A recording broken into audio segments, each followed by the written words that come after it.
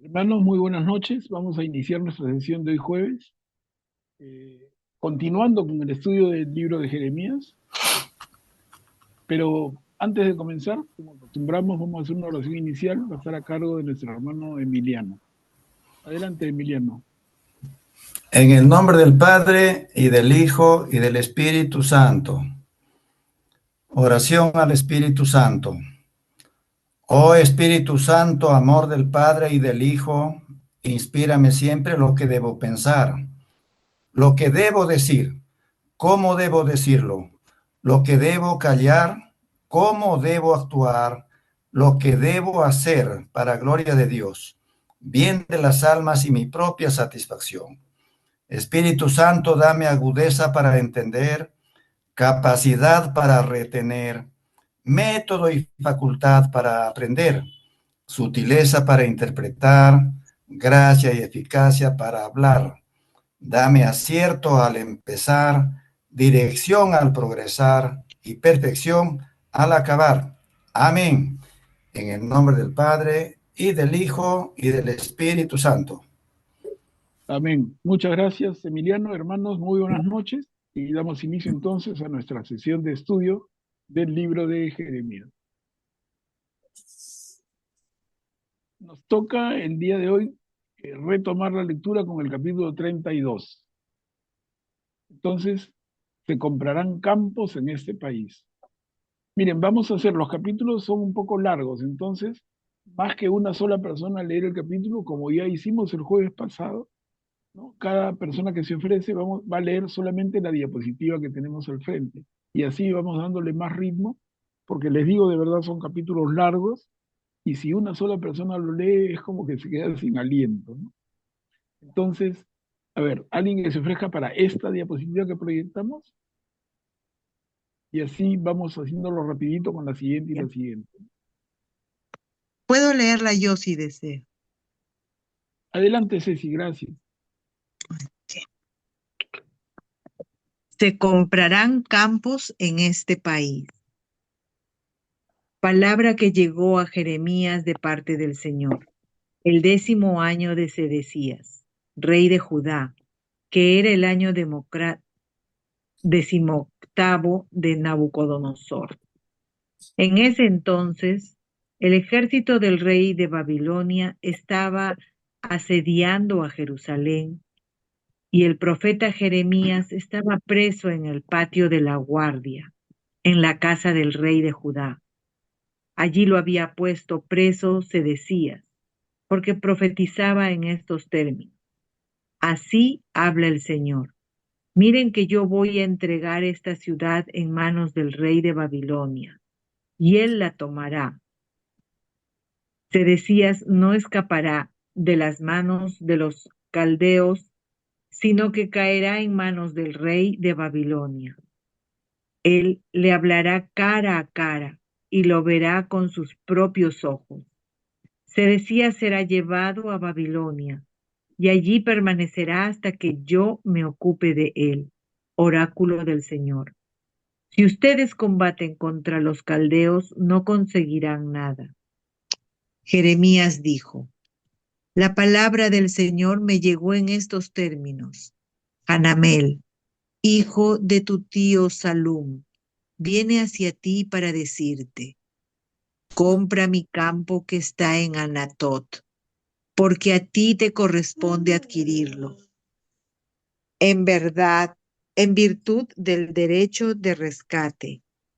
Hanamel, el hijo de mi tío, vino a verme en el patio de la guardia, según la palabra del Señor, y me dijo: cómprame mi campo que está en Anatot, en el país de Benjamín, porque tú tienes el derecho de adquisición y de rescate. Cómpramelo. Ujú. Muchas gracias, Ceci. Miren cómo nos sitúa esta lectura del capítulo 32. Cómo nos sitúa inmediatamente, en qué momento estamos. Estamos en momentos dice, del año 18º de Nabucodonosor, el rey de Babilonia, y está en plena preparación para el asedio a Jerusalén. Esta va a ser la segunda gran incursión de los babilonios. porque son dos oleadas de agresión, y en esta segunda es que se produce, digamos, la destrucción de la ciudad, la destrucción del templo y la salida de los últimos israelitas que quedan en Jerusalén. Solamente los que quedan y siguen, continúan, en los que los babilonios van a decidir que queden. O sea, para entender un poquito, lo que sucede es que los babilonios están en un momento de expansión de su propio imperio y de su propia ciudad capital. Entonces se van a llevar a Babilonia, y podemos entenderlo, creo, fácilmente, ¿no? Tú eres el conquistador, tú eres el babilonio, tú eres inteligente. Entonces no es que dejes a todos o a todos los mates, sería una torpeza total, en el sentido de inteligencia que ellos usan. Dicen, yo me voy a llevar conmigo a los más hábiles, a los más talentosos, a los más jóvenes, a los más fuertes, a los más preparados. ¿Ok? ¿Y a quién dejo? Dejo a los que van a ser un montón allá, que sean un montón acá.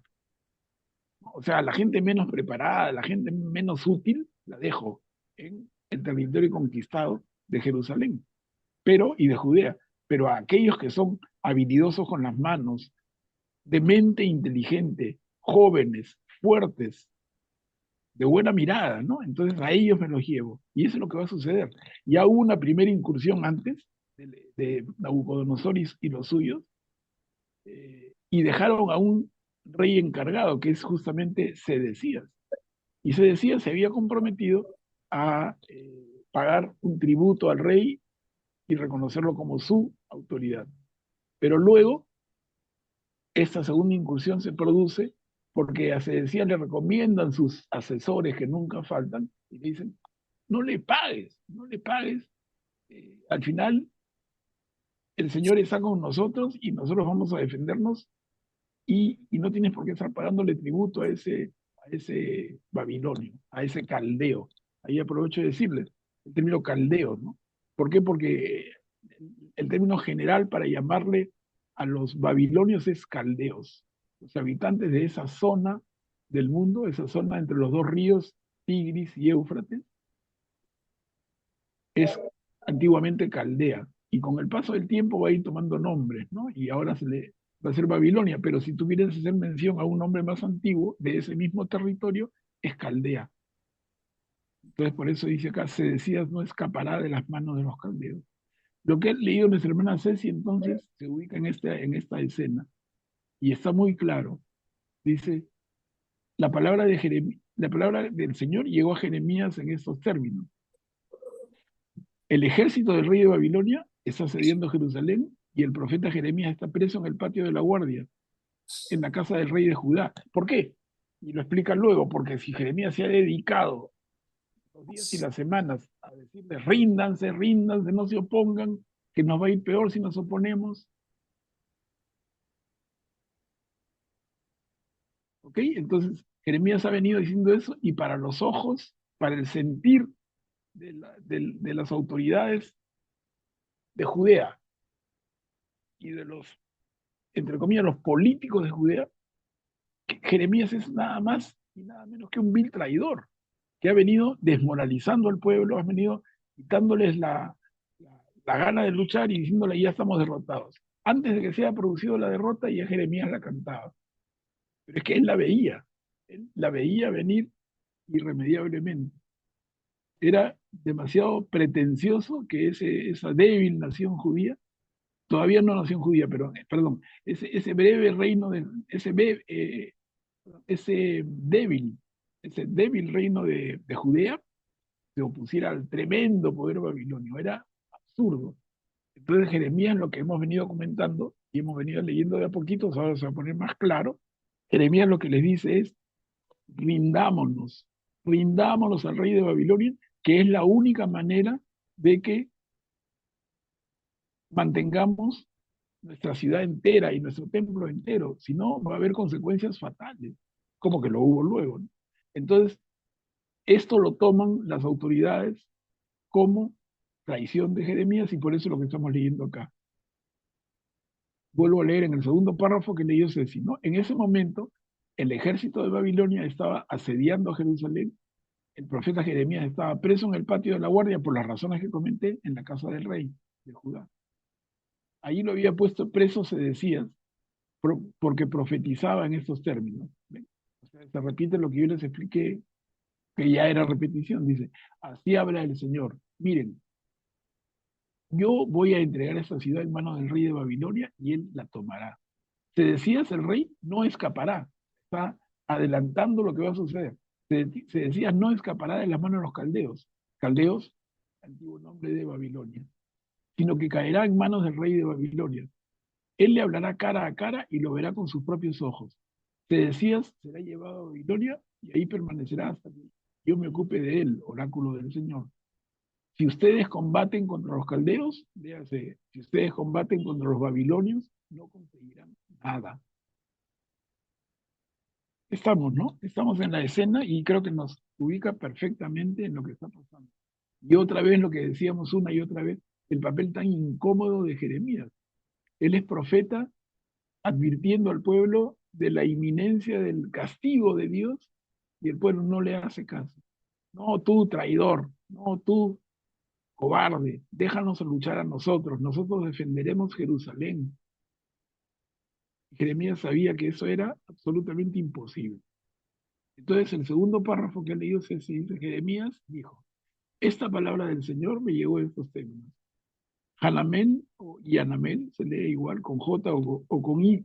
Aquí también paréntesis, recordemos, ¿no? Por ejemplo, en el extremo, Jesús o Jesús, Jerusalén o Jerusalén. O sea, la J y la I son intercambiables en el hebreo. Por eso cuando el letrero en la cruz, INRI, y uno lo lee Jesús, Nazareno, Rey de los Judíos, como J sí es sí, es que la J y la I son dos letras intercambiables en hebreo. Entonces, Yanamel o Hanamel, hijo de tu tío Salum, viene hacia ti para decirte, y ya viene el tema de la compra del campo, que es casi como imagínate cómo vas a comprar un campo en Anatot, una ciudad de la tribu de Benjamín, cuando va a ser conquistada por los benjaminitos, te vendo todo a un sol, llévatelo todo, ¿no? ¿Qué me interesa si están? Pero miren, Jeremías cómo tiene de claro el tema de lo que va a suceder y de qué manera. Entonces, hasta aquí lo que hemos leído. No sé si alguien quisiera intervenir. Espero poderlos aclarar, les digo, no confundir, por favor. Pero es que están pasando cosas muy importantes detrás de estas simples líneas. Está Babilonia listo para entrar en su incursión final a Jerusalén, listo para entrar. Y pareciera que el único que entiende lo que va a pasar es Jeremías. El mismo rey Sedecías lo ha mandado preso al patio de la guardia de su casa, al único que entiende lo que va a pasar.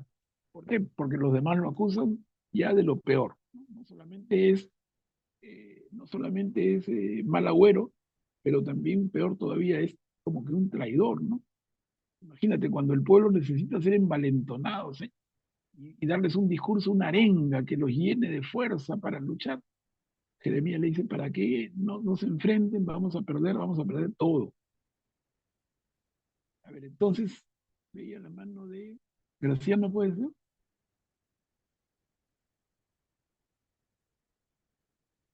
¿No? Si no, a ver, seguimos.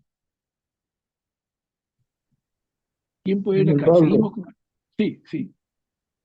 buenas noches. Disculpa, quisiera hacerte una consulta. Lo que podemos un poco concluir o deducir es que en realidad el Señor no quería la muerte de los judíos, ¿no? Él quería castigarlos, pero llevándolos al destierro. Entonces, a través de Jeremías quería evitar la guerra, porque la guerra significaba que los mataban y además significaba la destrucción de la ciudad, ¿no? Es lo que el Señor quería evitar a través de Jeremías. Así es, Entonces, el así es. castigo que les quería, al que los quería someter era el destierro, en realidad, ¿no? ¿Estoy Pero en lo no la cierto? destrucción. Así es, no es la destrucción de la ciudad y menos la destrucción del templo de Yahvé. Menos. Pero con su rebeldía es lo que van a conseguir, ¿no? Ok, gracias. Sí, sí, o sea, es correcta tu interpretación. A ver, avanzamos a la segunda diapo en la misma línea. ¿Quién puede leer?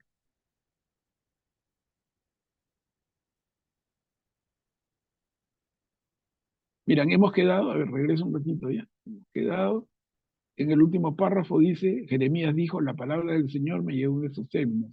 Hanamel, hijo de tu tío Salum, viene hacia ti para decirte, compra mi campo que está en Anatot, porque a ti te corresponde adquirirlo en virtud del derecho a rescate.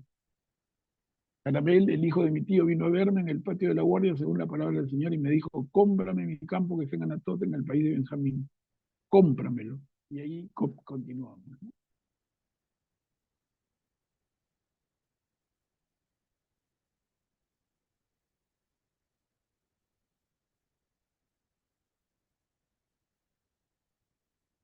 ¿Puedo leer? Adelante, sí, gracias. Yo comprendí que esa era la palabra del Señor. Compré a Hanamel, el hijo de mi tío, el campo que está en Anatot, y le pesé la plata, 17 siclos de plata. Hice la escritura, la sellé, la certifiqué con testigos y pesé la plata en una balanza. Luego tomé la escritura de la compra, la que había sido sellada con las cláusulas y las estipulaciones y la que había quedado abierta, y la entregué a Baruch, hijo de Nerías, hijo de Masías, en presencia de Hanamel, el hijo de mi tío, en presencia de los testigos que habían firmado la escritura de la compra, y en presencia de todos los judíos que estaban en el patio de la guardia. Luego, a la vista de ellos, di esta orden a Baruch. Así habla el Señor de los ejércitos, el Dios de Israel. Toma estas escrituras, la que está sellada y la que está abierta, y mételas en una vasija de arcilla para que se conserven por mucho tiempo. Porque así habla el Señor de los ejércitos, el Dios de Israel. De nuevo se comprarán casas, campos y viñas en este país. Después de entregar la escritura de la compra a Baruch, hijo de Nerías, yo dirigí al Señor esta súplica. Ah, Señor, tú has hecho el cielo y la tierra con tu gran fuerza y tu brazo poderoso. Para ti no hay nada imposible. Ujú. Está en toda la negociación. Y acá, la tercera diapo. Tú das prueba de fidelidad a millares y retribuyes la iniquidad de los padres en el pecho de sus hijos después de ellos. Dios grande y fuerte, cuyo nombre es Señor de los ejércitos, grande en consejo y poderoso en obras, que tienes los ojos abiertos sobre los caminos de los hombres, para dar a cada uno según su conducta y según el fruto de sus acciones. Tú has hecho signos y prodigios en el país de Egipto, y también en Israel y entre los hombres hasta el día de hoy. Así te has ganado un renombre, como se ve en el día de hoy. Tú has hecho salir a tu pueblo Israel del país de Egipto, con signos y prodigios, con mano fuerte y brazo poderoso, provocando un gran terror. Tú les has dado esta tierra, como se lo habías jurado a sus padres, una tierra que emana leche y miel. Pero cuando entraron y tomaron posesión de ella, no escucharon tu voz, ni caminaron según tu ley. No hicieron nada de lo que tú les habías mandado, y tú les enviaste toda esta desgracia. Ahora los terraplenes llegan hasta la ciudad para expugnarla, y la ciudad va a ser entregada por la espada, el hambre y la peste en manos de los caldeos que combaten contra ella. Así se ha cumplido lo que tú habías dicho y tú lo estás viendo.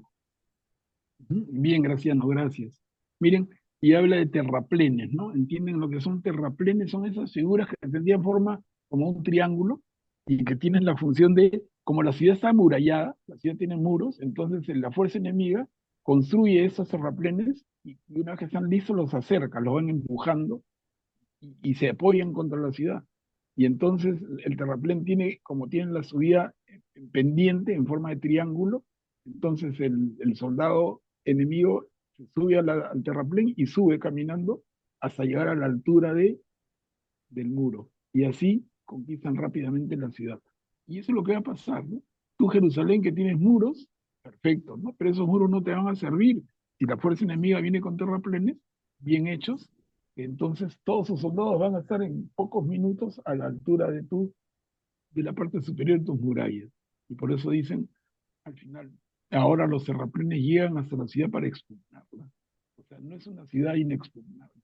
La ciudad se convierte en expugnable en la medida en que estos terraplenes, como dice, va a ser entregada por la espada, el hambre y la peste en manos de los caldeos, de los babilonios. Así se ha cumplido lo que tú habías dicho y tú lo estás viendo. A ver, leemos un poquito más. ¿Alguien más que pueda leer, por favor? Acá, el número 4.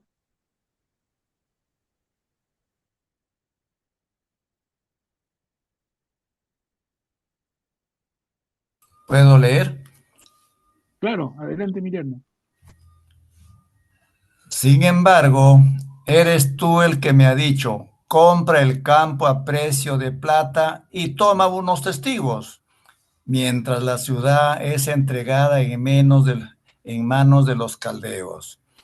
La palabra del Señor llegó a Jeremías en estos términos. Yo, el Señor, soy el Dios de todo ser viviente. ¿Hay algo imposible para mí? Por eso, así habla el Señor.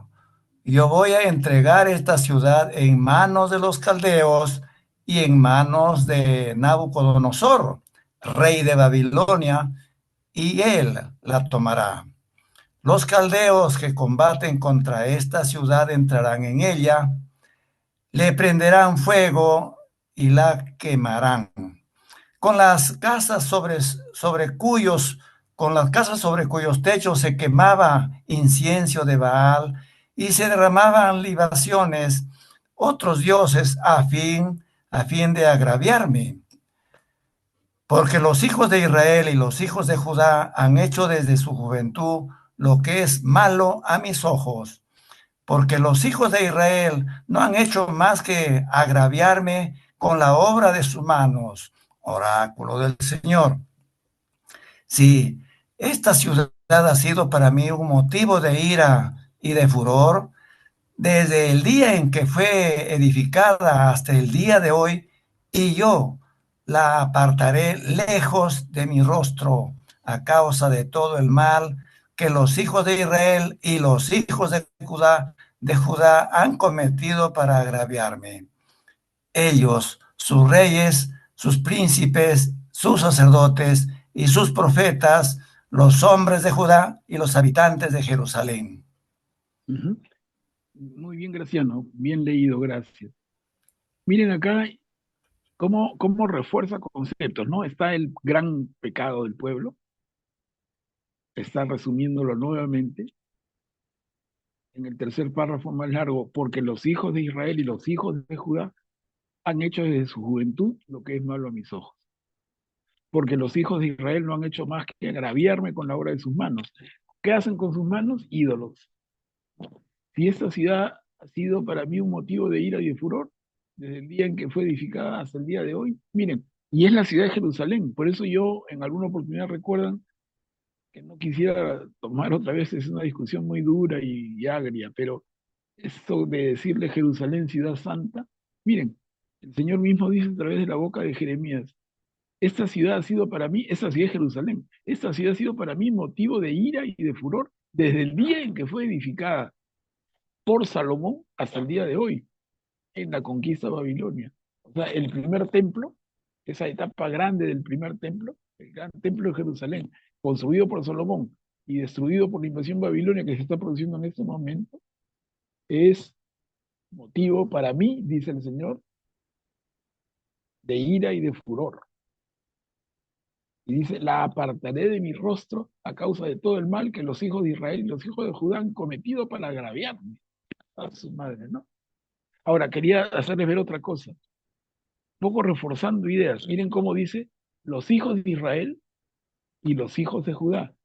Tú podrías decir ahora, hermano, los hijos de Judá, los judíos. Pero mira cómo no les llama así. Por favor, reparen, ¿no? Porque si son judíos, ¿por qué no llama judíos y se ahorra palabras? Pero no, los hijos de Israel, que es el reino del norte, y los hijos de Judá, que es el reino del sur, que nosotros luego los vamos a conocer como judíos y hasta el día de hoy, pero eso va a producirse después. ¿Después de qué? Cerca de acá, pero luego. ¿Por qué? Porque va a tener que producirse esto que está anunciando Jeremías, esta destrucción. Van a ser deportados los hijos de Judá y cuando regresen del exilio en Babilonia, van a empezar a formarse como la nación judía. Y entonces ya no diremos hijos de Judá, diremos judíos, propiamente, desde esa época y hasta el día de hoy. ¿Ok? Entonces, reforzando siempre conceptos. ¿Cuándo nacen los judíos? ¿Quiénes son? Primero que nada, los hijos de Judá, esa tribu. Pero ¿en qué momento nacen como nación? En el retorno del exilio, no antes. Hasta aquí el propio Jeremías, con tanta propiedad y tanta claridad con la que habla y escribe, dice, los hijos de Judá, el reino del sur, y los hijos de Israel, el reino del norte. Entonces, el judío va a ser propiamente el hijo de Judá, el reino del sur. Y de los hijos de Israel o del reino del norte va a haber un gran problema porque muchas de esas tribus se pierden, se difuminan. Porque recordemos que ellos ya habían sido conquistados 150 años antes por los bravos asirios. Entonces, identificar en ese momento a los hijos de Israel es difícil. Y a los que se refiere acá, nuestro querido Jeremías, es a los hijos de Israel que luego de la invasión asiria, 150 años antes, repito, se exilan o se desplazan hacia la tierra de Judá. Entonces vamos a tener que en el momento de la invasión de Babilonia, en la tierra de Judá viven los hijos de Judá y algunos hijos de Israel que se habían refugiado en esta zona, porque otros, los que no tuvieron esa reacción inmediata, fueron llevados a Nínive, al reino de Asiria, y ahí ya fue mucho más difícil que 150 años después, y 70, ¿no? O sea, 220 años después, cuando el rey persa diga regresen a su Jerusalén querida, esos patas que se habían ido hace 220 años, ya empiezan a reconocerse como las tribus perdidas de Israel, que en total son 10, recordemos, ¿no? De las 12 tribus de Jacob, 10 forman el reino del norte, y 2, Judá y Benjamín, forman el reino del sur. Eso lo hemos hablado varias veces, pero lo repito, aprovechando para que no se nos confundan las cosas. Ahora, les pregunto siempre, ¿eso los aclara, los confunde? Porque, no sé, díganme ustedes, ¿ayuda?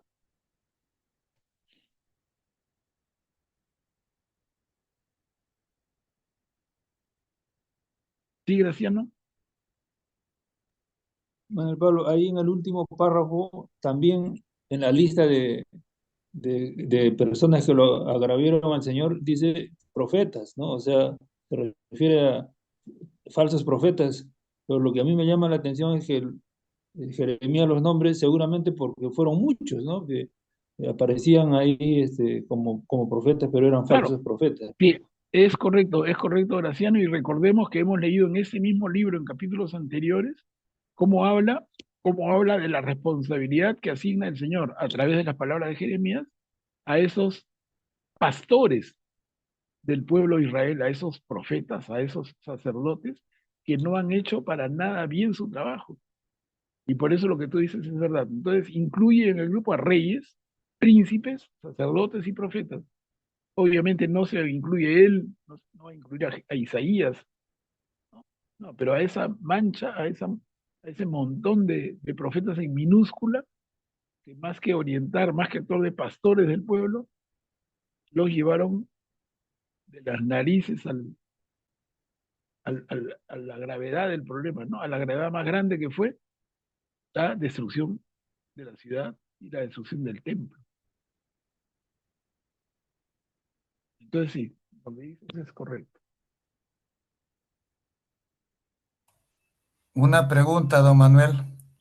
Emiliano, adelante, sí. Acá estoy observando que estos campos se venden y también se compran, quiere decir que hay un derecho de propiedad y ese modelo de compra y venta con los testigos ahí, papeles sobre el escritorio, hay un juez que celebre el documento de compra y venta. Ese modelo hasta ahora se hace la práctica por lo general en los campos o ante un juez.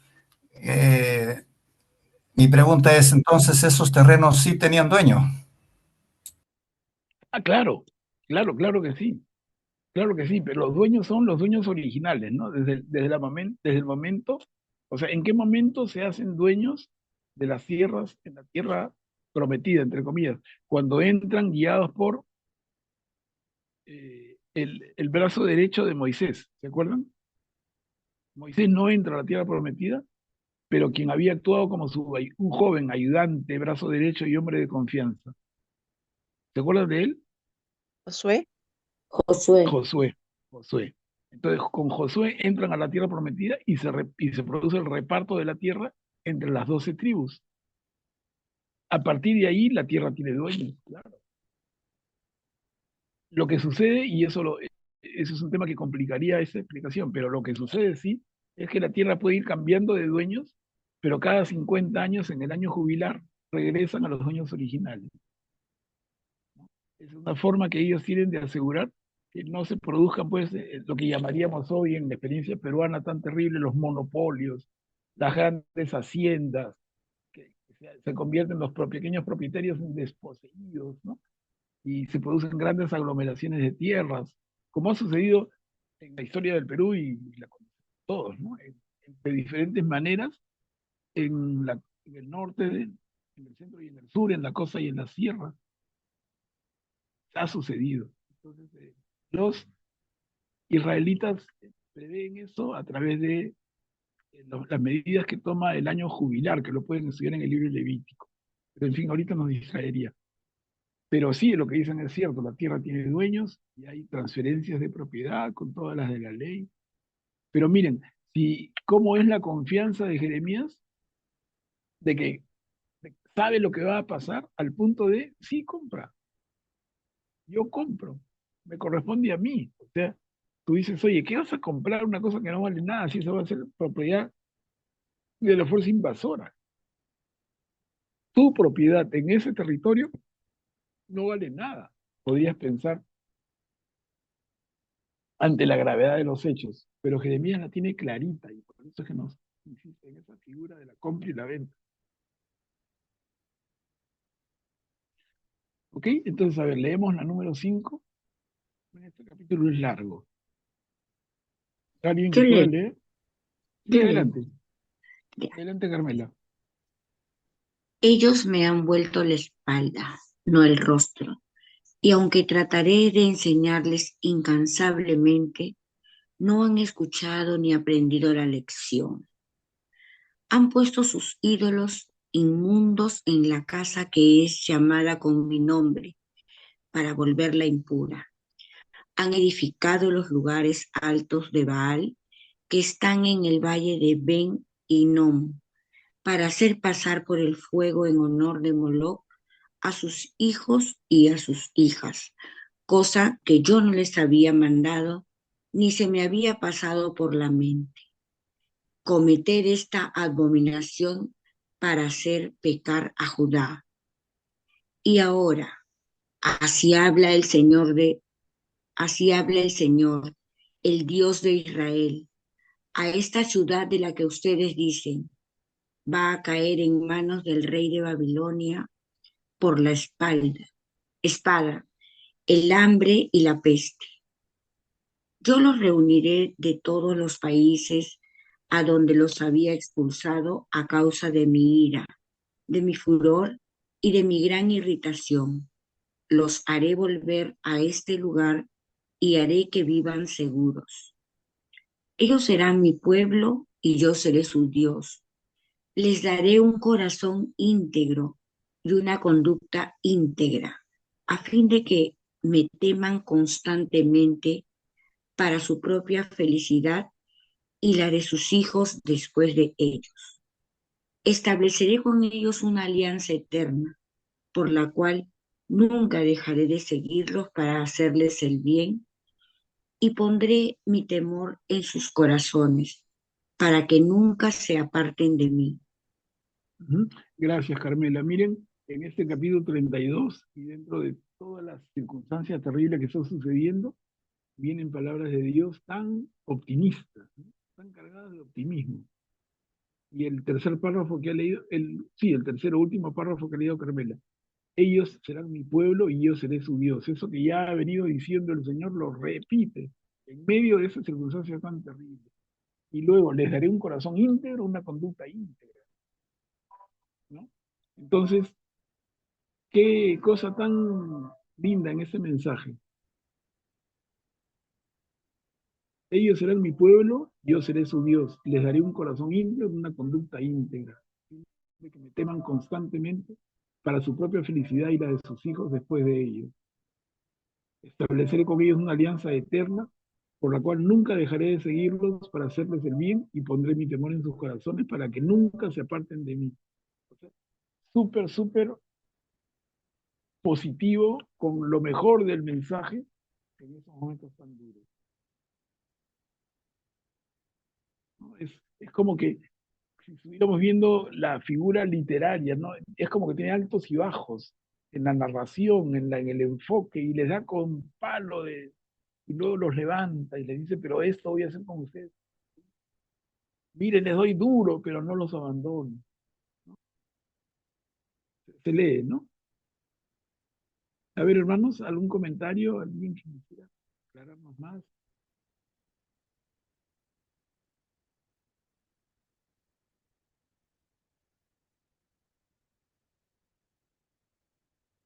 Sí, se nota también este tono de queja del Señor que dice, ¿qué han hecho con mi ciudad? ¿Qué han hecho con mi ciudad? Y yo diría un poquito, me aventuro, pero creo que no estoy muy lejos de la verdad. ¿Cuánto se parece a la expulsión de los mercaderes en el templo por parte de Jesús? Cuando en el Nuevo Testamento, obviamente, ¿no? Y Jesús hace un látigo y, y expulsa a los mercaderes y reniega y grita, ustedes han convertido la casa del Padre en una cueva de ladrones. Miren aquí, ¿no? 600 años antes, el Señor habla por boca de Jeremías de una manera parecida, no digamos igual para nada, pero parecida. ¿En qué han convertido mi ciudad? ¿En qué han convertido mi templo, mi casa? ¿No? A ver, vamos a seguir. Vamos al número 6. Es un poquito más corta. Acá termina el capítulo 32.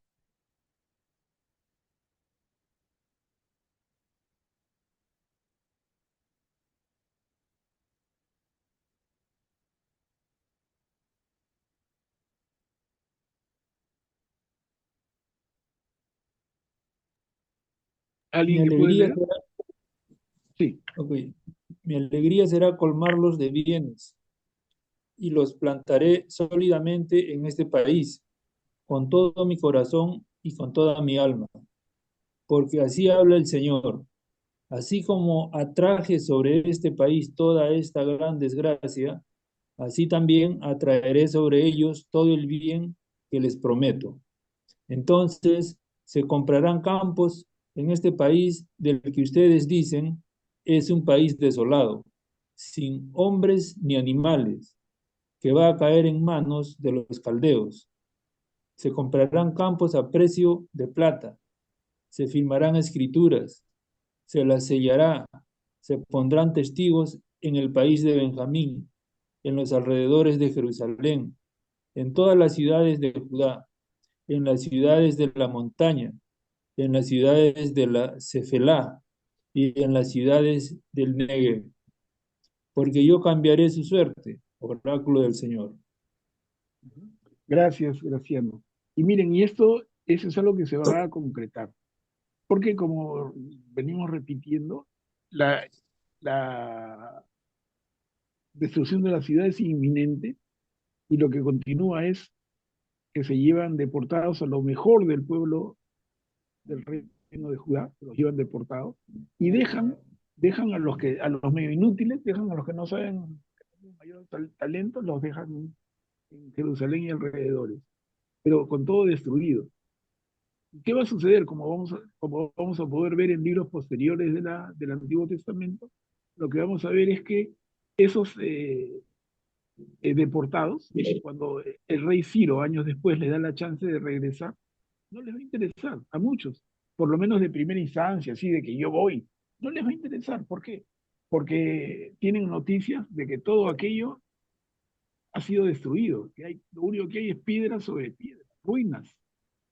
Los campos ya no existen, han sido abandonados. Los cultivos se echaron a perder.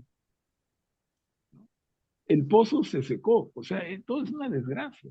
Y si alguno de ellos ya está cómodamente instalado en Babilonia, una tierra muy rica, con ríos, con irrigaciones, porque es una maravilla Babilonia, eh, muchos de ellos no quieren regresar. ¿Qué voy a regresar yo?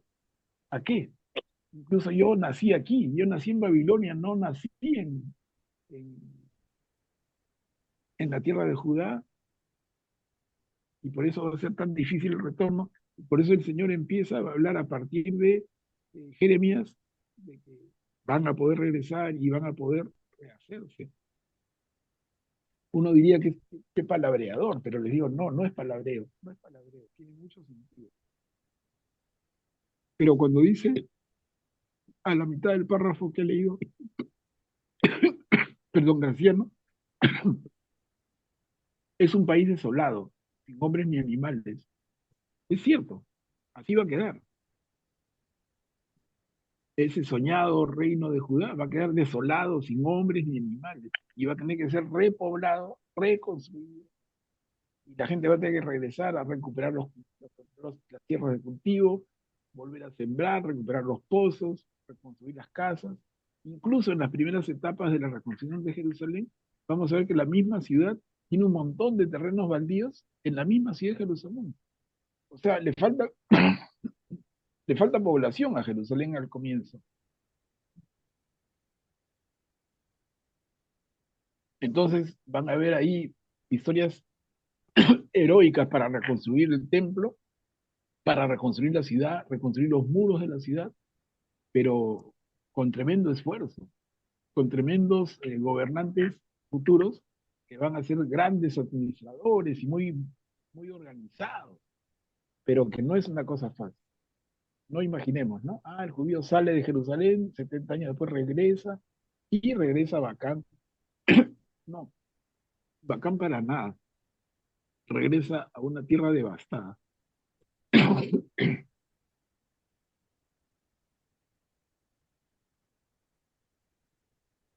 Pero el Señor sigue mandando su mensaje positivo, ¿no? Yo cambiaré su suerte, dice el Señor.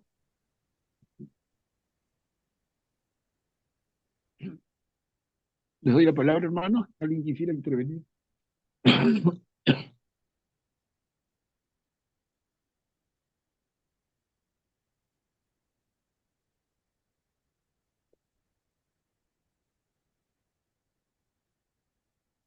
Si no, entremos al capítulo 33. Acá también tenemos 4 días, pues vamos una por una, ¿no? El Señor dice, yo restauraré la suerte del país. ¿Quién puede leer?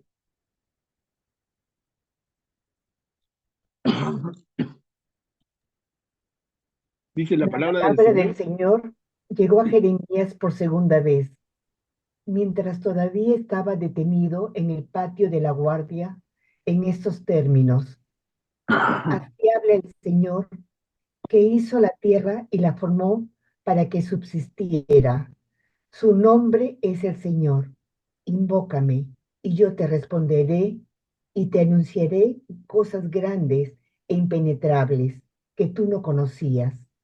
Porque sí habla el Señor, el Dios de Israel, acerca de las casas de esta ciudad y de las casas de los reyes de Judá, derribadas para levantar terraplenes y empalizadas, a fin de combatir a los caldeos y llenar la ciudad con los cadáveres de los hombres que yo herí en mi ira y en mi furor, porque oculté mi rostro a esta ciudad a causa de todas sus maldades. Yo voy a cicatrizar su llaga y la voy a sanar. Lo sanaré y les descubriré tesoros de paz y seguridad. Cambiaré la suerte de Judá y la suerte de Israel, y los reconstruiré como al principio. Los purificaré de toda iniquidad con que pecaron contra mí. Les perdonaré todas las iniquidades con que pecaron y se rebelaron contra mí. Gracias, Cuchi. Miren, siguen las palabras de aliento del Señor. ¿Qué va a pasar en un futuro? El Señor dice al final de esta diapositiva: cambiaré la suerte de Judá y la suerte de Israel, y los reconstruiré como al principio. Los purificaré de toda la iniquidad con la que pecaron contra mí. Les perdonaré todas las iniquidades con las que pecaron y se rebelaron contra mí. Palabras muy, muy positivas, muy, muy de aliento, muy motivadoras en medio de esta desgracia que está sucediendo, ¿no? Entonces, miren cómo actúa el Señor. Guillermo, adelante. Manuel Pablo, lo que yo veo en esta lámina es el gran amor del Señor por su pueblo, pero es un amor desbordado, enorme, que no ha requerido, por lo menos no hay nada en el texto, de muestras de arrepentimiento del pueblo. ¿O es que Él procede así porque ve el sufrimiento del pueblo a consecuencia de lo que le hizo? Claro, sí, Guillermo, hasta lo que podemos ver aquí es cierto lo que tú dices, pero ya hay arrepentimiento y podemos ver el contenido, por ejemplo, de alguno de los salmos, ¿no? Cuando los exilados en Babilonia se lamentan, creo que es el Salmo 137, si no me equivoco, cuando habla de que los exilados sentados en las orillas del río de Babilonia se lamentan y lloran por Jerusalén. Entonces ya hay arrepentimiento. No, no se ve aquí, en esta lectura no se ve, pero se ve en otros lugares. Obviamente, el dolor que les produce todo eso es tan grande que, que hay arrepentimiento. Ahora, ¿qué tan buen arrepentimiento? ¿Qué tan profundo? ¿Qué tan sincero? Al final es que regresan a lo mismo una y otra vez. Ya lo han venido haciendo, ¿no? Primero con Adán y Eva y el pecado original. Uy, qué arrepentido estoy. Luego con Noé y el diluvio. Uy, qué arrepentido estoy. Y sigue, y sigue, y sigue la cosa, miren. Y acá sigue. Y luego viene Jesús y sigue. Y luego pasan 20 siglos, que son historia de la iglesia, ya con Jesús y sigue. O sea, podemos dudar de la profundidad de ese arrepentimiento. Al final son generaciones distintas que tienen que vivir en carne propia el dolor, porque nadie aprende de la experiencia ajena, ¿no? Ojalá dijera yo, he estudiado la historia del Perú, he comprendido que lo que sucedió en las últimas elecciones, por poner un ejemplo, ¿no? Lo que sucedió en las últimas elecciones fue producto de que nuestra clase dirigente, entre comillas, que yo dudo que exista, pero nuestra clase dirigente no supo comprender el tamaño del encargo y se presentaron dispersos a la elección y finalmente terminó ganando el profe Castillo. Producto de que la clase dirigente no pudo aglutinarse y presentar un solo candidato, como debiera ser lo inteligente. Entonces uno diría, ya, aprendimos la historia y ahora en las elecciones que vienen vamos a corregirlo. Pero no, yo estoy viendo que ahora va a ser peor, porque ya apuntan a ser 50 partidos o 50 movimientos políticos. Entonces el elector peruano va a estar entre 50 opciones. ¿Quién va a salir? Otro Pedro Castillo.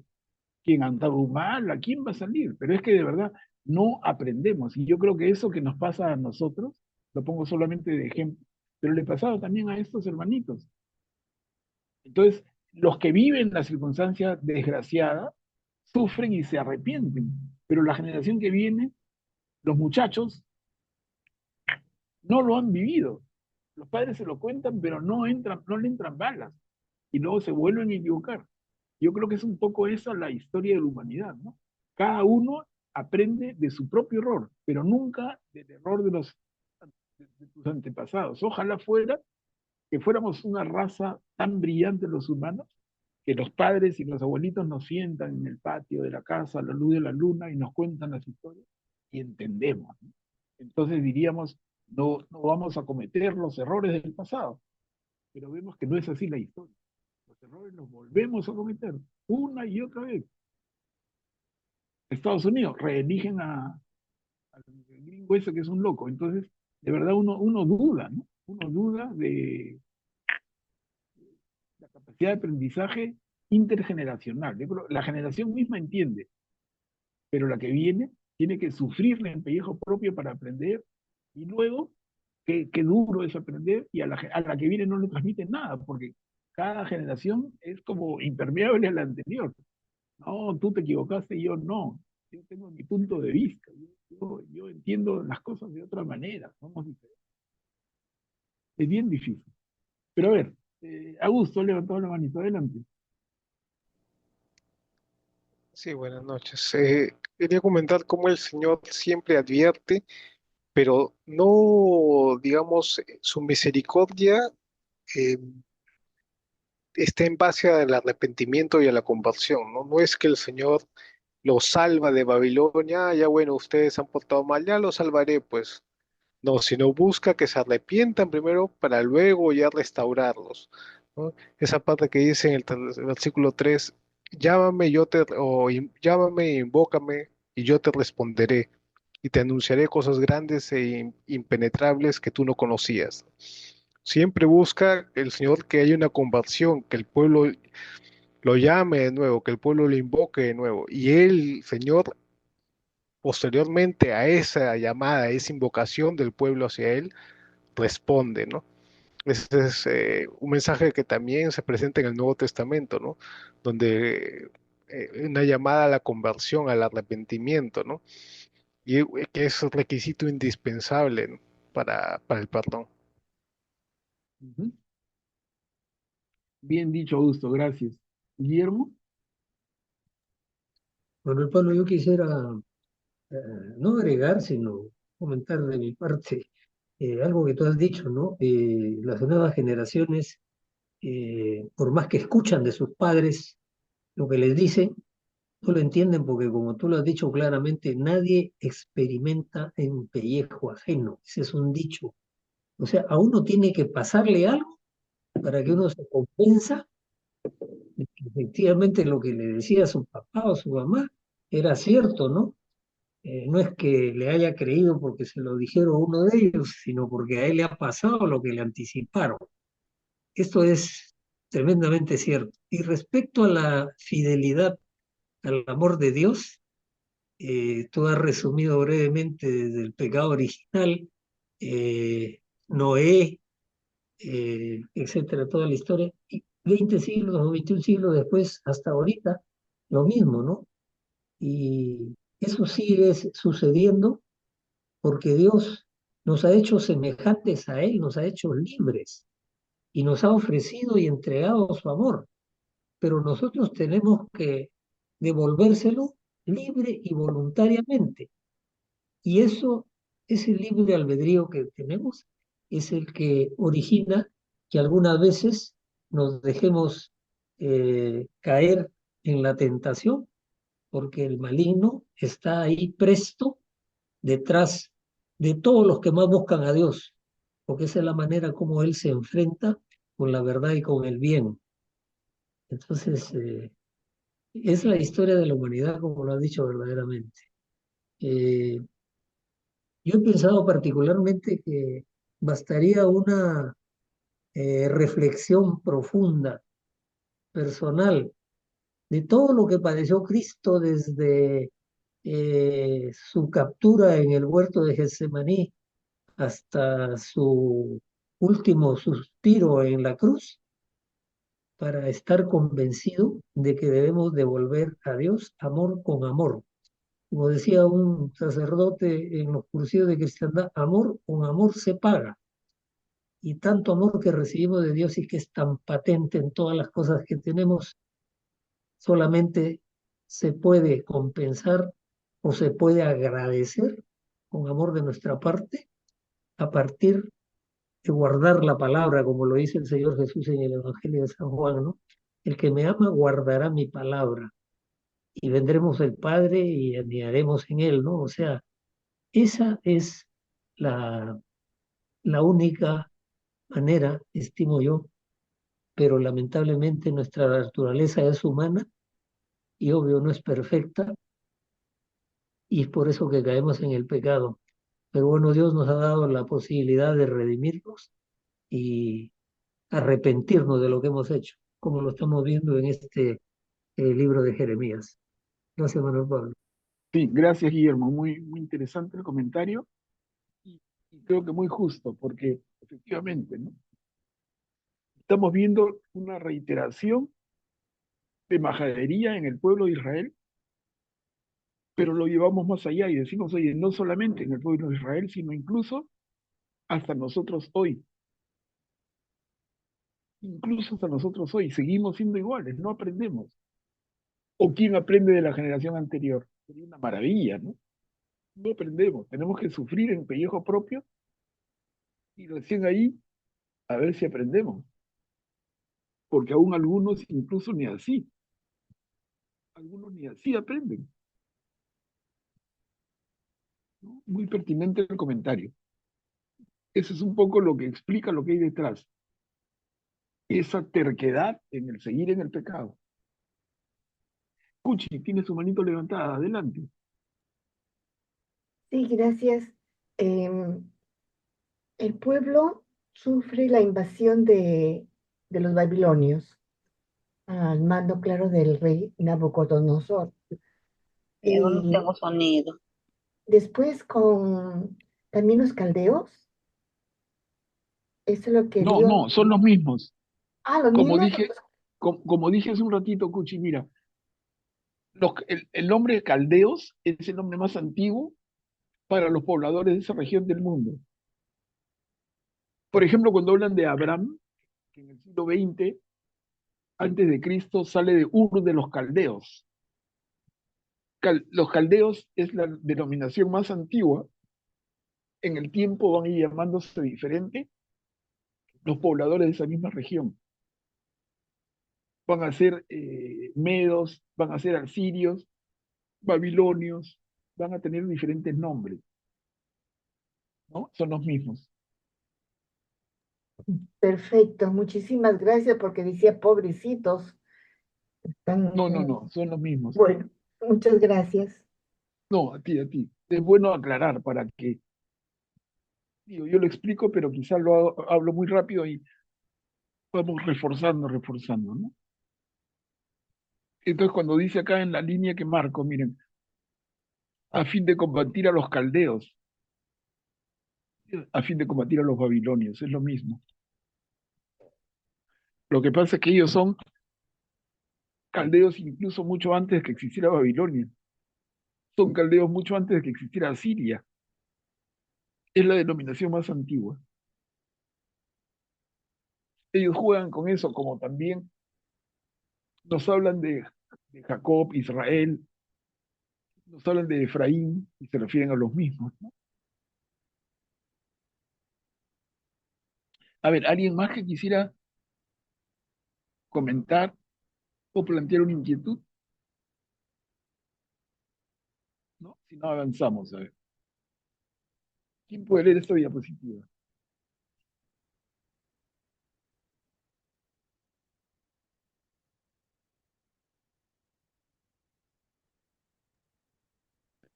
Jerusalén será para mí un nombre gozoso, un honor y una gloria entre todas las naciones de la tierra, que, que oirán todo el bien que yo les hago. Ellas temerán y temblarán por todo el bienestar y toda la paz que les concedo. Así habla el Señor. En este lugar del que ustedes dicen, está desierto, sin hombres ni animales, en las ciudades de Judá y en las calles de Jerusalén, que están devastadas, sin hombres ni habitantes ni animales, se oirá de nuevo el grito de alegría y el grito de júbilo, el canto del esposo y el canto de la esposa, y el canto de los que dicen, mientras presentan el sacrificio de alabanza en la casa del Señor, den gracias al Señor de los ejércitos, porque es bueno el Señor, porque es eterno su amor. Sí, yo cambiaré la suerte de este país y será como al principio, dice el Señor. Así habla el Señor de los ejércitos. En este lugar que está desierto, sin hombres ni animales, y en todas sus ciudades habrá de nuevo un redil donde los pastores harán descansar a sus rebaños. En todas las ciudades de la montaña, en las ciudades de la Cefelá, en las ciudades del Negev, en el país de Benjamín y en los alrededores de Jerusalén y en las ciudades de Judá. Las ovejas pasarán de nuevo bajo las manos del que las recuenta, dice el Señor. Ujú.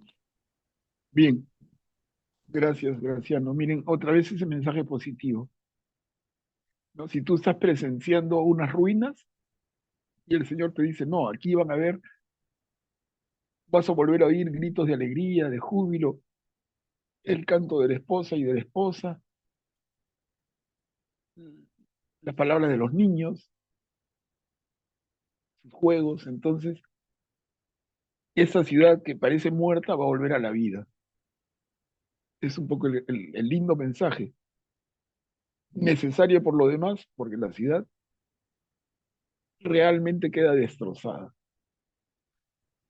Pero se dan cuenta cómo el tema de la redacción, y les decía yo desde el comienzo, el libro de Jeremías es un libro bastante desordenado. Si no estamos atentos nos confunde, nos marea, porque juega con momentos. Está en un momento hablando de la amenaza sobre Jerusalén, en otro momento está castigándolo severamente con las palabras, en otro momento ya Jerusalén está destruido y se lo merecen por todo lo que han actuado, en otro momento les da esperanza, y todo esto lo mezcla, ¿no? En la redacción. Por eso es que un poquito confunde, pero como estamos leyendo tranquilos y nos ayudamos entre todos, entonces no pasa nada. Pero leerlo solo es un poco pesado, por eso. Pero La no deja de ser palabra, tan interesante. Adelante, Emiliano. justamente estoy confundido porque dice ahí, Jerusalén será para mí un nombre gozoso, un honor y su gloria entre todas las naciones de la tierra. Y justamente mi confusión está allí, lo que está sucediendo en estos momentos en Israel, en plena guerra, en plena muerte, en plena destrucción. ¿Qué es lo que está sucediendo ahí? Ah, ¿Por qué esa, por qué tú esa dices, maldición? tú dices en el siglo XXI, en nuestro tiempo presente, ¿no? Sí, Claro, ahí es entrar ya en explicaciones que ya escapan a nuestro tema de estudio. Cada uno puede tener una posición, ¿no? De acuerdo a la mayor o menor información que tenga sobre lo que está pasando, pero en todo caso, esa misma tierra, ese mismo suelo, sufriendo y sufriendo y sufriendo permanentemente, ¿no? ¿Cuándo habrá paz sobre Jerusalén?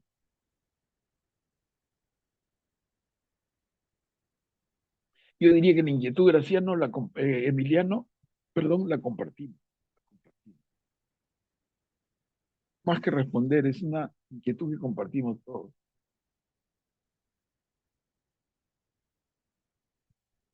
Guillermo, adelante.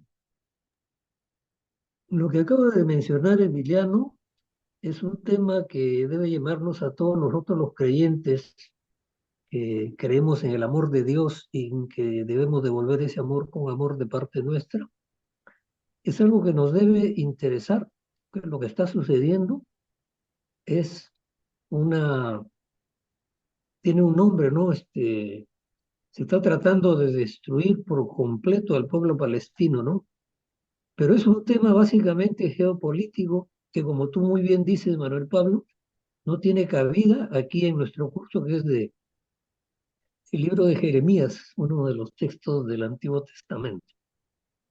Pero yo lo que quisiera mencionar únicamente es que es algo de lo que no podemos permanecer ajenos o indiferentes, porque es una violación del amor al prójimo sin nombre verdaderamente. Gracias. Claro. Y muchos podemos estar de acuerdo con tus palabras, pero quizá otros hermanos no, quizá otros hermanos se pongan en un plan súper, súper pro judío. Es un tema bien delicado. Pero sí, hace pensar, ¿no? Hace pensar cómo el problema de esa región del mundo, entre comillas, la Tierra Santa, sigue siendo una tierra absolutamente en conflicto, pero un conflicto tremendo. Adelante, Graciano. Gracias, Manuel Pablo. Me llama la atención que bastante del texto es dedicado a alentar al pueblo de Israel o de Judá, ¿no? Que es el que está siendo conquistado y maltratado por los babilonios, ¿no? Bastante del texto es dedicado a alentarlos, ¿no? A darles esperanzas de que todo va a ser como antes y que el Señor va a restablecer la alegría y el buen vivir en ese lugar, ¿no? ¿Qué significa eso? ¿Por qué tanto interés de Jeremías en animarlos, ¿no? Significa de que ellos corren el riesgo ya, como tú bien decías, de que la siguiente generación ya nacida en Babilonia ya no quiera regresar y dejen abandonado el territorio de sus ancestros y no reconstruyan el templo, ¿no? Posiblemente por ahí viene la razón de tanta palabra de ánimo, ¿no? No sé si estoy en lo cierto. Sí, correcto. Y en la línea que dices, que pierdan el interés incluso por su cultura y por su fe, que finalmente eso es lo que podía pasar. Las siguientes generaciones nacen en Babilonia, es un mundo distinto, con otra cultura, con otros dioses, finalmente se pierde la fe de Israel, se olvida su historia y finalmente lo que se consigue, si es que hubiera sido, es que se pierde la fe propiamente. Miren, cosa que no sucedió. Porque si en ese momento se pierde la fe de Israel, hoy no hablaríamos de lo que estamos hablando, con toda seguridad. Y ese es el papel del profeta también, ¿no?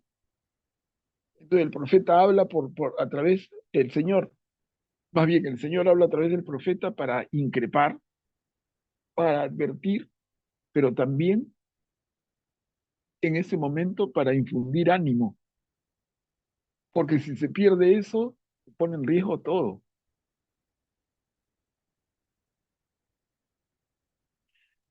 Muy interesante, gracias. Sí, gracias a ti, Graciano. De verdad que es un tema vital, vital, así, fundamental. Es de vida o muerte. Es de vida o muerte para la propia fe, imagínense.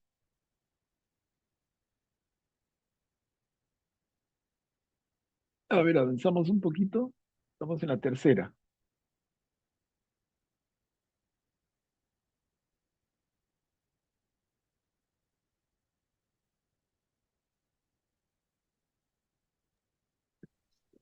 Yo leo Manuel Pablo.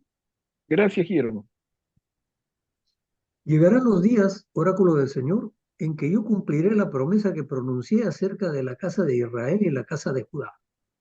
En aquellos días y en aquel tiempo haré brotar para David un germen justo, y él practicará la justicia y el derecho en el país. En aquellos días estará a salvo Judá y Jerusalén habitará segura. Y la llamarán así: el Señor es nuestra justicia. Porque así habla el Señor: nunca le faltará a David un sucesor que se siente en el trono de la casa de Israel. Y a los sacerdotes levitas nunca les faltará un descendiente que esté delante de mí para ofrecer el holocausto, hacer quemar la oblación y presentar el sacrificio cada día. La palabra del Señor llegó a Jeremías en estos términos. Así habla el Señor. Si ustedes pueden romper mi alianza con el día y mi alianza con la noche, de manera que el día y la noche no aparezcan más a su tiempo, entonces también se romperá mi alianza con mi servidor David, de manera que no tenga más un hijo que reine sobre su trono, y mi alianza con los sacerdotes levistas, mis ministros. Así como no se puede contar el ejército del cielo, ni medir la arena del mar, así multiplicaré la descendencia de David, mi servidor, y a los levistas que son mis ministros. Bien, Guillermo, muchas gracias. Y ven cómo refuerza lo que comentábamos hace un minuto en la diapositiva anterior, ¿no? Se está reforzando esos conceptos. Augusto, adelante.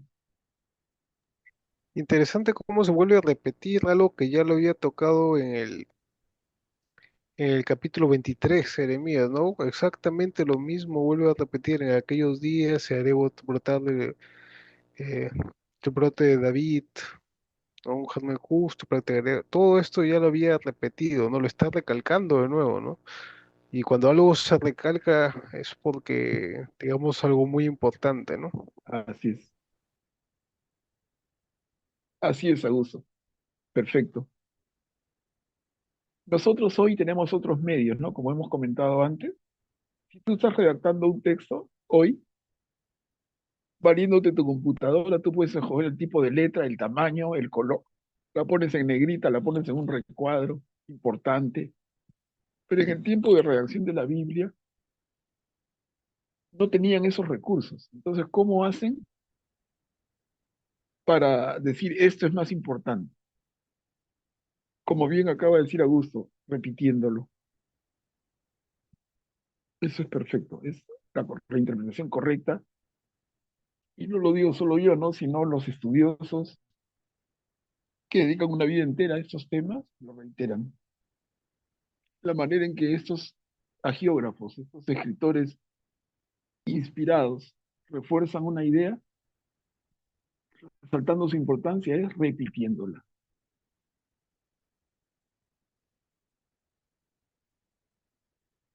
A ver, continuamos.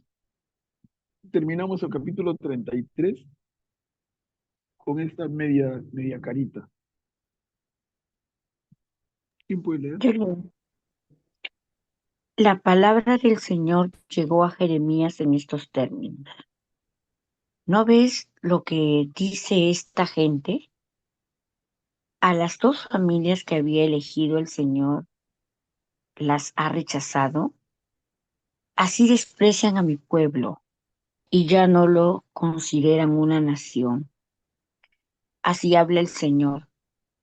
Si yo no establecí mi alianza con el día y con la noche, si no fijé el ordenamiento del cielo y de la tierra, entonces también rechazaré a la descendencia de Jacob y de David, mi servidor, no tomando de ella jefes para el linaje de Abraham, de Isaac y de Jacob.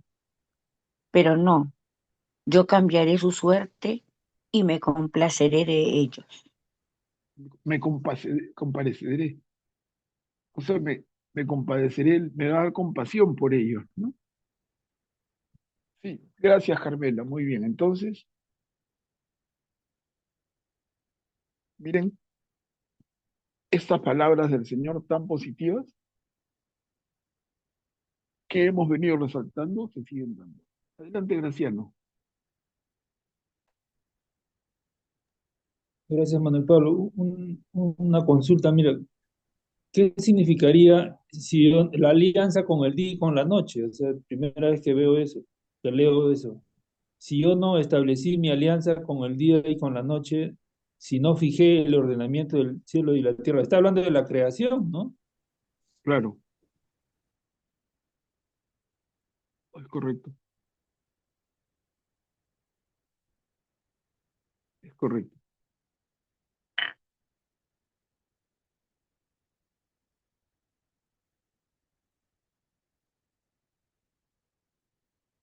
Cuando dice en la segunda línea, la palabra del Señor llegó a Jeremías en estos términos. ¿No ves lo que dice esta gente? A las dos familias que había elegido, el Señor las ha rechazado. ¿Quiénes son esas dos familias?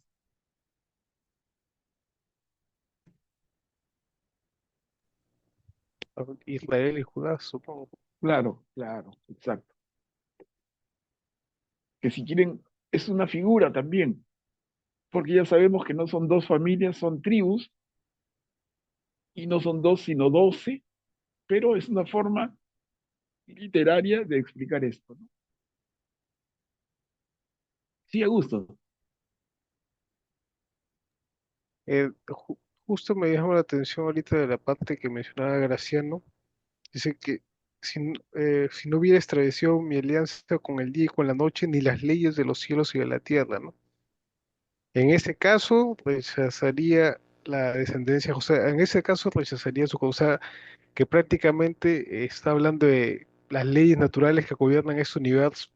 Mientras este universo esté presente, mientras esta realidad esté presente, va a cumplir su alianza, ¿no?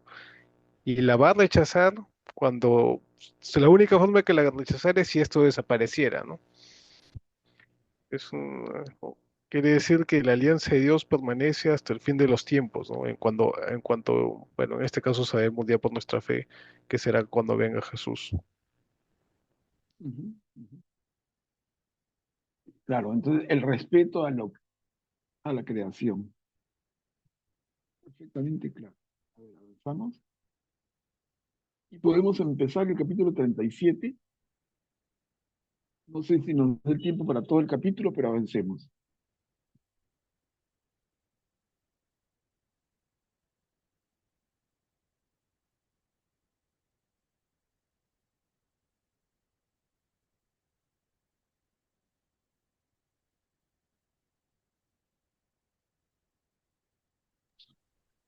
¿Puedo leer, profesor?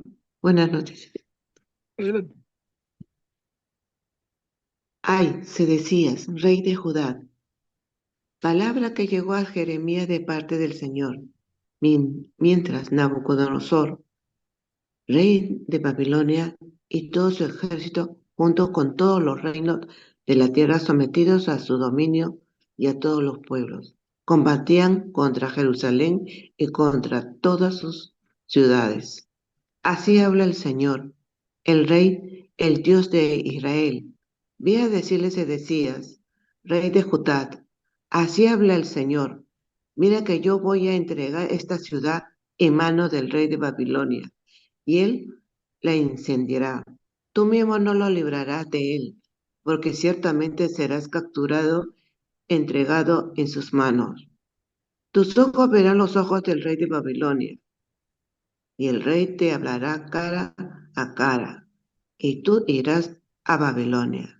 Sin embargo, escucha la palabra del Señor. Sedecías, rey de Judá, así habla el Señor acerca de ti. Tú no morirás por la espada, sino que morirás en paz. Así como se quemaron perfumes por tus padres, los reyes antiguos que te han precedido, así quemarán perfumes por ti, y se entonarán por ti las lamentaciones. Ay, Señor, esta es la palabra que yo te he dicho, oráculo del Señor. Y podemos leer esta para completar, es un pedacito. Claro que sí.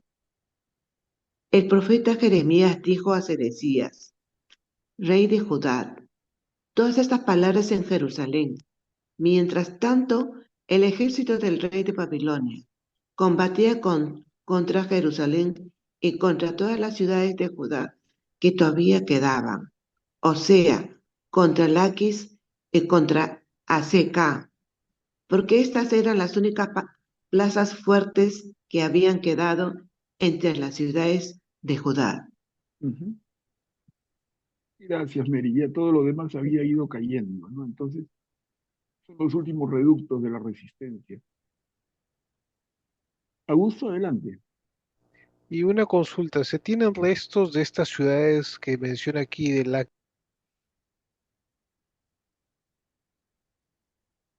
Presos de Laquis y de ACK. Mira, buena pregunta, no sabría contestarte, ¿no? No sabría contestarte porque han pasado tantos años que ahora hay tierra sobre lo que eran las ciudades antiguas y sobre eso hay nuevas construcciones, ¿no? Y con el crecimiento de las ciudades, ¿será una ciudad propia o será parte de otra población? Habría que investigarlo. Probablemente Pu- fueron arrasadas de tal manera que ya no valió la pena reconstruirlas, quizás, ¿no? Puede ser, puede ser. Y con el crecimiento urbano, una ciudad absorbe a la otra, ¿no? Eso pasa en todo el mundo. Y en esa zona más, cuando vemos, por ejemplo, lo que llamamos Tierra Santa, ¿no? Y ves a dónde era, ese es el lugar donde a Jesús le sucedió tal cosa, y está pues metros bajo tierra, porque encima la tierra ha ido cubriendo, y encima hay nuevas construcciones. Esto pasa también. A ver, vamos a leer un poquito más. Capítulo 34. El rey Sedecías promulgó una liberación. ¿Quién puede leer esta diapositiva?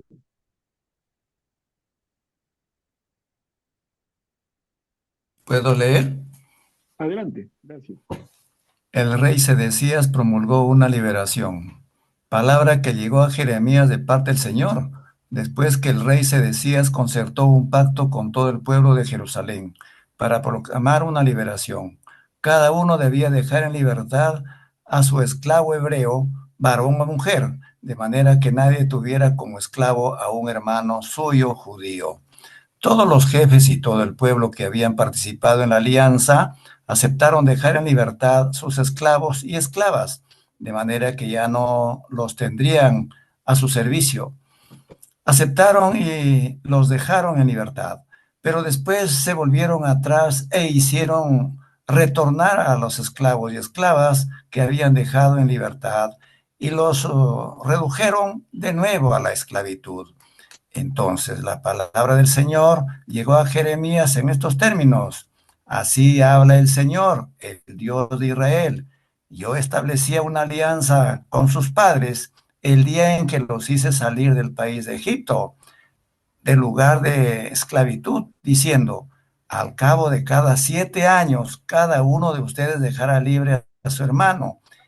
El hebreo que se haya vendido a ti, él te servirá 6 años y después lo dejarás en libertad. Pero sus padres no escucharon ni inclinaron sus oídos. Claro, ¿recuerdan esa ley judía que está en el libro de Levítico? Cada 7 años recuperan su libertad. ¿Cómo se llama ese séptimo año? Año jubilar, creo. Año jubilar.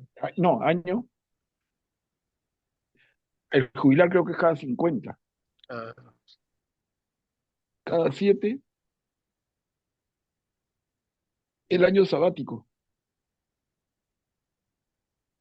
Claro, cada 7 años se celebra el año sabático y cada 50 el año jubilar.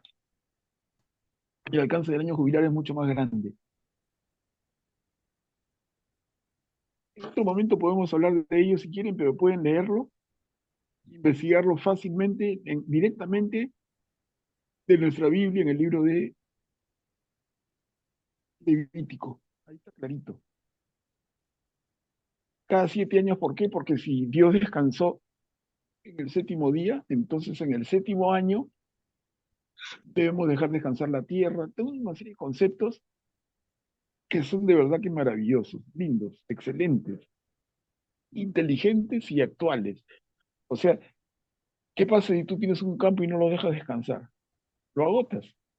Los rendimientos en ese campo empiezan a ser decrecientes y realmente hasta en un momento pierdes plata. Entonces, con gran sabiduría, el pueblo de Israel aprende, y esto está desde los primeros libros, que así como el Señor descansó, la tierra debe descansar. Entonces, un año cada 7 dejas descansar la tierra.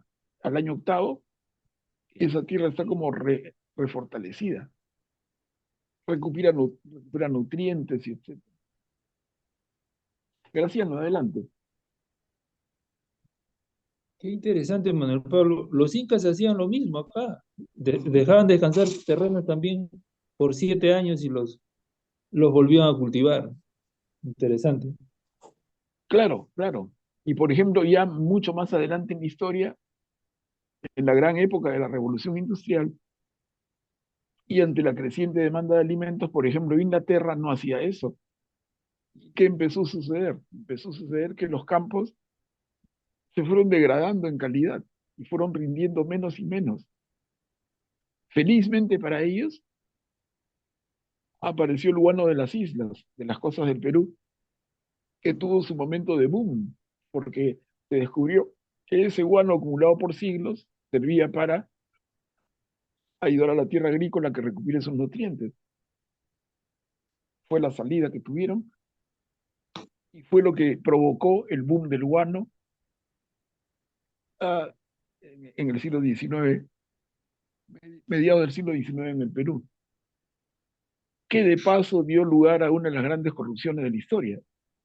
De paso también, ¿no? Siempre que en el Perú han habido riquezas, han habido moscas alrededor de las riquezas, ¿no? Entonces, época de riqueza, época de corrupción profunda. Es parte de nuestra triste historia, de la que no aprendemos, ¿no? Difícil es. Alguien diría, ¿en qué se parece el pueblo peruano al pueblo de Israel? En que somos duros de frente, en que no aprendemos de nuestra experiencia. Y es cierto, ¿no? No aprendemos. A ver, leemos un poquito más. Son 2 diapositivas más.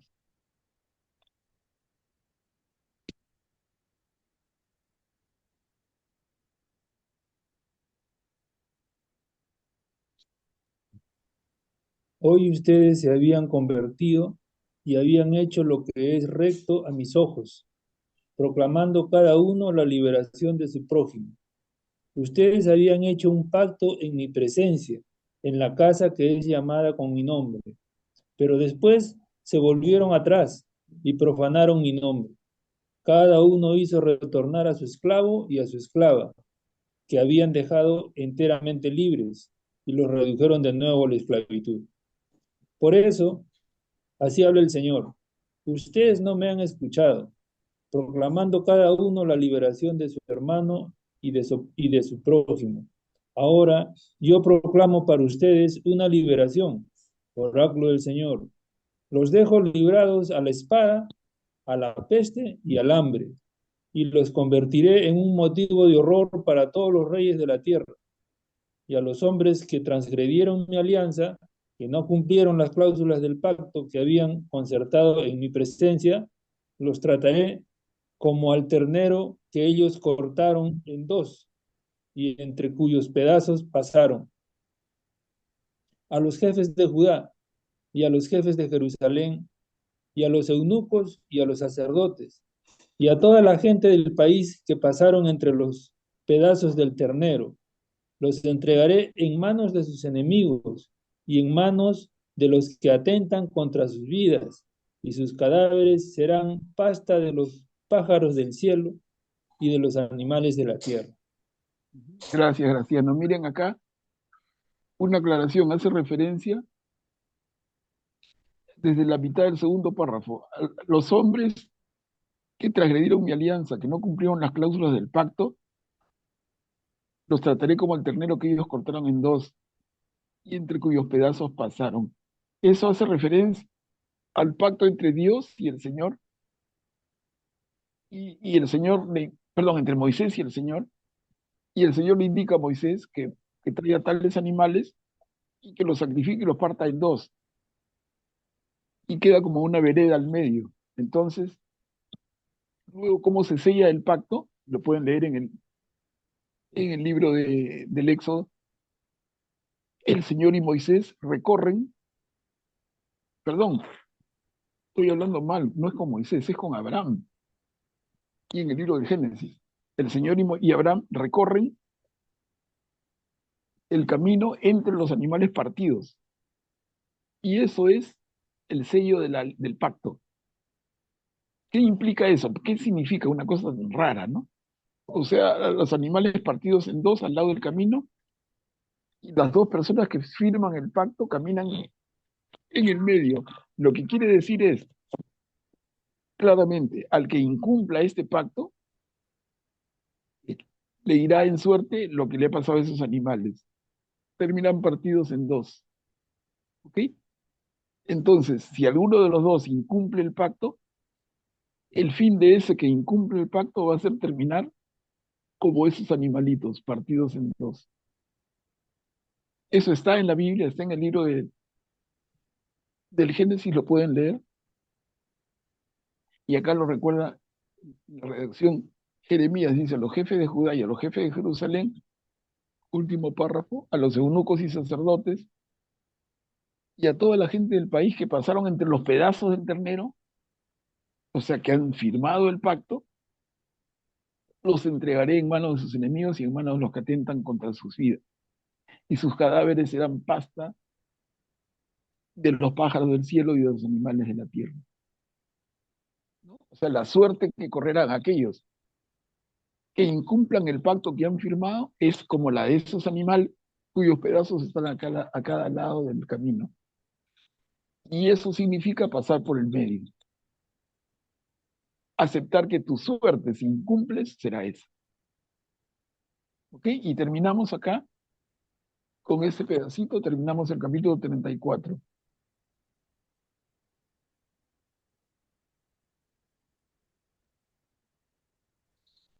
En cuanto a Bueno, Sedecías, rey de Judá, y a los jefes, los entregaron en manos de sus enemigos, en manos de los que atentan contra sus vidas y en manos del ejército del rey de Babilonia, que acaba de levantar el asedio. Yo daré una orden, oráculo del Señor, y los haré volver hacia esta ciudad. Combatirán contra ella, la tomarán y la incendiarán. Y a las ciudades de Judá las convertiré en un país desolado y sin habitantes. Ajá. Gracias, Graciano. Otra vez regresa en el tono amenazador, en el tono de ave de mal agüero, ¿no? Mira lo que va a pasar con Jerusalén. Mira lo que va a pasar con las ciudades de Judá. Las tomarán, las incendiarán. Convertiré las ciudades de Judá en un país desolado y sin habitantes. Otra vez, el tono grave, el tono castigador. Bueno, hermanos, miren, nos ha ganado ya el tiempo, pero hemos leído juntos los capítulos 32, 33 y 34. Un buen avance. Vamos a dejar aquí para la próxima reunión. Si alguno de ustedes quisiera hacer un comentario final, por favor, será bienvenido. Y si no, terminemos la reunión con una oración final.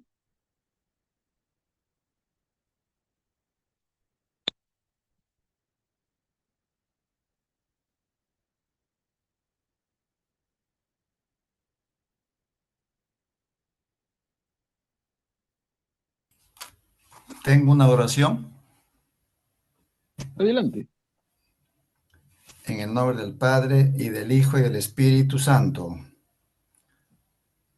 Oh Dios y Padre nuestro, tú diste a tu Hijo Jesucristo el calor y la seguridad de una familia por medio de María y José en Nazaret. Haz que tu Hijo comparta también la vida de todas nuestras familias cristianas, en la que aprendamos a aceptarnos y ayudarnos unos a otros como miembros de una misma familia. Amén. En el nombre del Padre y del Hijo y del Espíritu Santo. Amén. Amén. Gracias, Graciano.